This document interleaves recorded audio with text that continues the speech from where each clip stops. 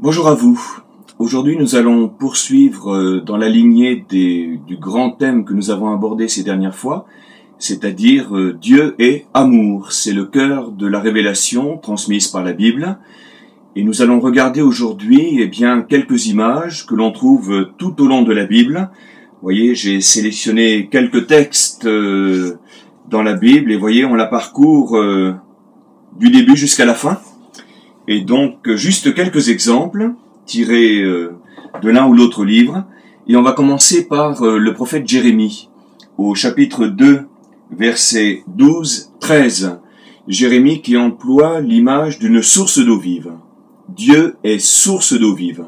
Et on voit bien qu'une source, c'est une image qui renvoie à de l'eau qui coule, de l'eau qui est donnée gratuitement. Voilà, Dieu est source d'eau vive, il est don gratuit de l'eau vive.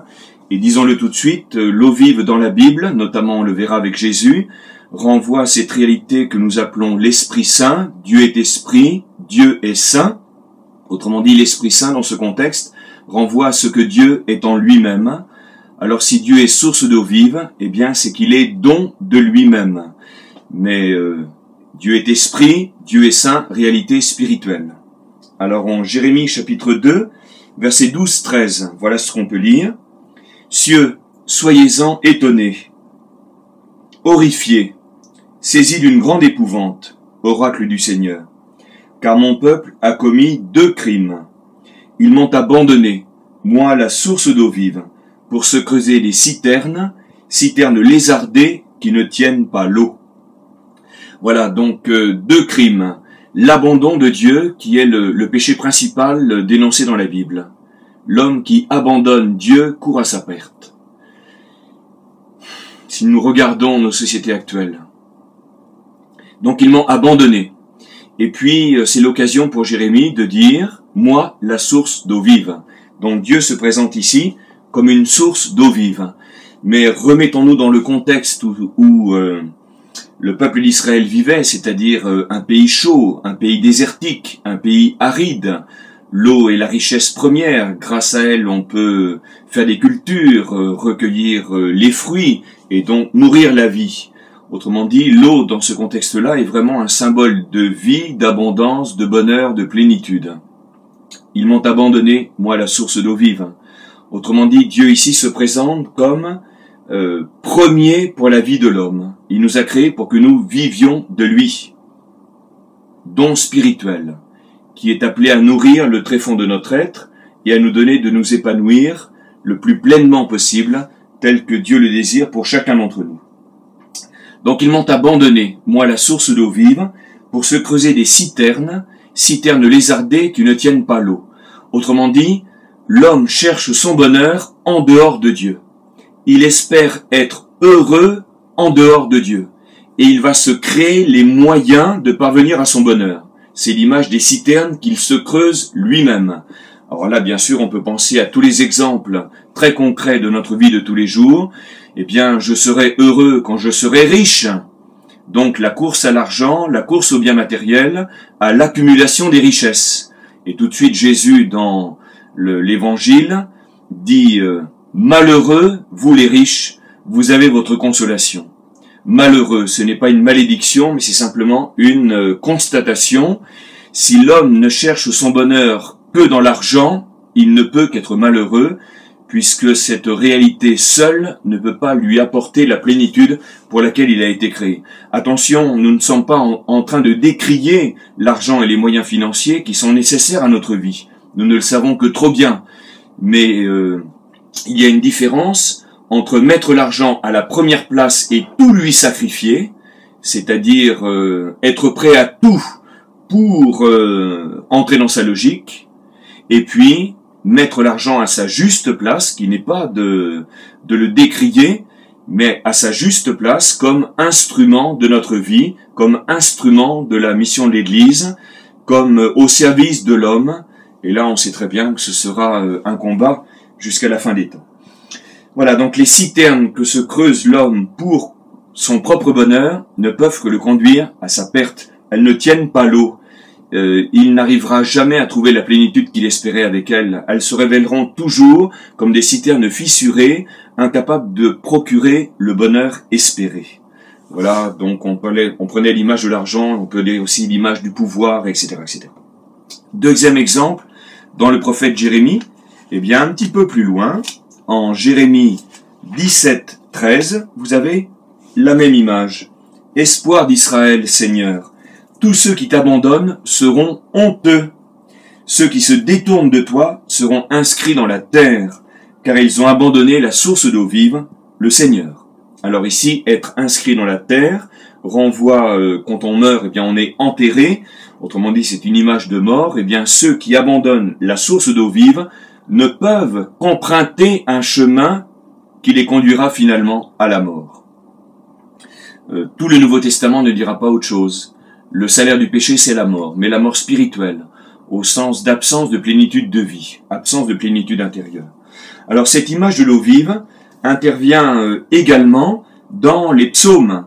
Par exemple, au psaume 36, verset 10, un verset très important pour la Bible, « En toi, Seigneur, est la source de vie. Par ta lumière, nous voyons la lumière. » À nouveau, Dieu qui est présenté comme une source, et une source de vie. Donc l'accueillir, c'est vivre, découvrir une plénitude de vie. Et ici, on voit que ce thème de la vie est mis en parallèle avec celui de la lumière, et ce sera tout l'évangile de Jean. Par exemple, lorsqu'il présente Jésus au tout début, et qu'il dit en lui était la vie, et la vie était la lumière des hommes.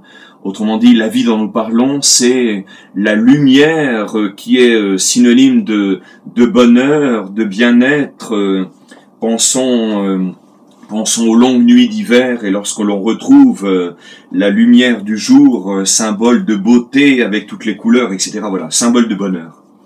Et de nouveau dans le psaume 42-43, eh bien vous avez comme languit une biche après les eaux vives. Ainsi languit mon âme vers toi, mon Dieu. Mon âme a soif de Dieu, le Dieu vivant. Quand irai-je et verrai-je la face de Dieu? Voilà donc ici, indirectement, eh bien, nous avons comme languit une biche après les eaux vives, mon âme a soif de Dieu. Donc Dieu est présenté comme une source d'eau vive. Mon âme a soif de vie, elle a soif de plénitude, elle a soif de bonheur. Eh bien, c'est ce désir profond qui nous habite tous, qui s'exprime ici, et seul Dieu est la réponse qui nous permettra de trouver la réalité qui nous comblera vraiment. Vous avez également dans le livre de l'Exode une image avec le rocher qui coule. Mais le rocher, c'est encore une image qui renvoie à Dieu. Par exemple, le psaume 18. « Je t'aime, Seigneur, ma force, mon sauveur, tu m'as sauvé de la violence. Le Seigneur est mon roc, il est ma forteresse, mon libérateur, c'est mon Dieu. Je m'abrite en lui, mon rocher, mon bouclier, ma force de salut, ma citadelle et mon refuge. » Autrement dit, Dieu est rocher. Vous voyez ici, c'est dit deux fois de manière très forte. Et de même, le psaume 31, vous avez « Sois pour moi un roc de force, une maison fortifiée qui me sauve. Car mon rocher, mon rempart, c'est toi. Par ton nom, guide-moi, conduis-moi. » Autrement dit, Dieu est roc, Dieu est rocher. C'est une image qui parcourt toute la Bible. Et là, nous allons maintenant dans un des premiers livres, dans le livre de l'Exode, où Moïse va être invité à faire boire le peuple qui marche au désert et qui a soif, en frappant avec son bâton un rocher. Je vous lis simplement l'extrait qui nous intéresse. Le peuple souffrit de la soif dans le désert, Exode 17. Le peuple murmura contre Moïse. « Pourquoi nous as-tu fait monter d'Égypte? Est-ce pour nous faire mourir de soif, nous, nos enfants et nos bêtes ?» Moïse cria vers le Seigneur, en disant « Mais que ferais-je pour ce peuple? Encore un peu, et il me lapiderait. » Le Seigneur dit à Moïse, « Passe en tête du peuple, prends avec toi quelques anciens d'Israël. Prends en main ton bâton, et va. Voici que je vais me tenir devant toi, là, sur le rocher, tu frapperas le rocher, l'eau en sortira, et le peuple boira. » Donc voilà de nouveau ici, l'eau qui jaillit du rocher. On l'a vu avec le psaume, le rocher est une image qui renvoie à Dieu. Mais voyez dans ce texte, qu'est-ce que Dieu dit? Je me tiendrai sur le rocher. Je vais me tenir devant toi, là, sur le rocher. Autrement dit, il y a un lien très étroit entre Dieu et le rocher. Dieu est sur le rocher en fait le représente, c'est un symbole visible de sa présence, ici, lui-même en donne l'explication, tu frapperas le rocher, l'eau en jaillira, cette eau quelque part, elle vient de Dieu, et c'est une nouvelle manière de présenter Dieu comme une source d'eau vive, très concrètement.